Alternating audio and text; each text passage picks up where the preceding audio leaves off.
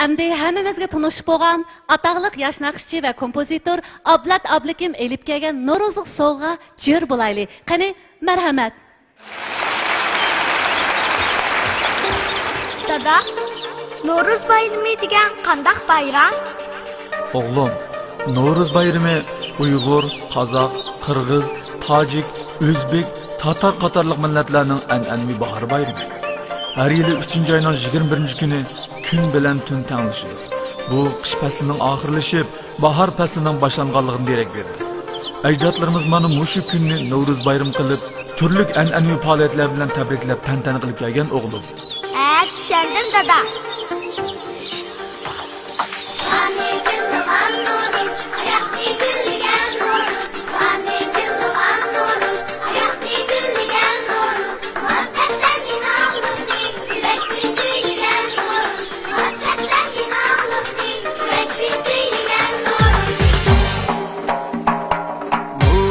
Geldi, bahar geldi, kendaliler yasandı.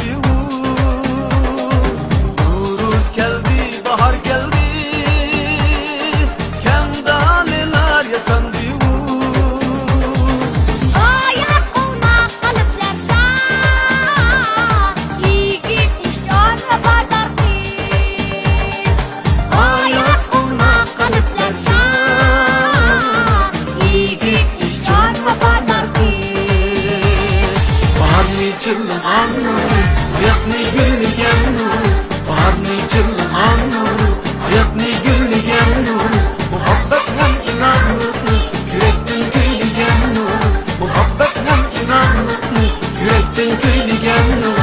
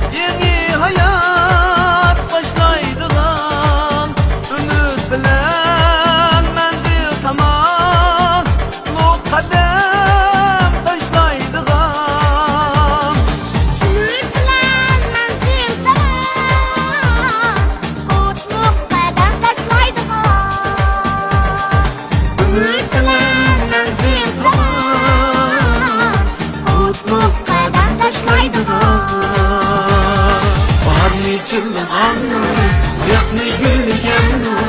Bahar ne çılgın nur, hayat ne gülgen nur. Muhabbet hem inanlık mı, yürekten köyligen nur. Muhabbet hem inanlık mı, yürekten köyligen nur.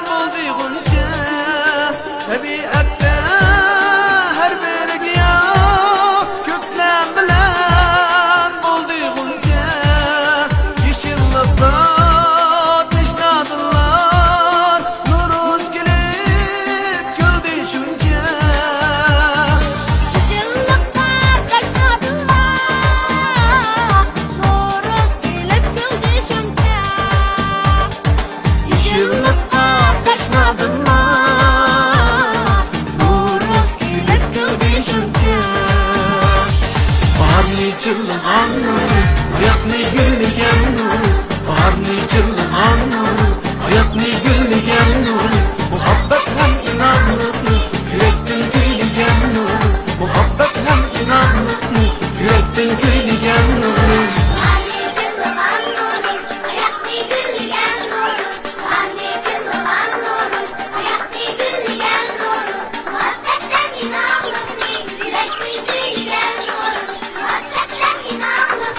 Yürekten köyligen nur.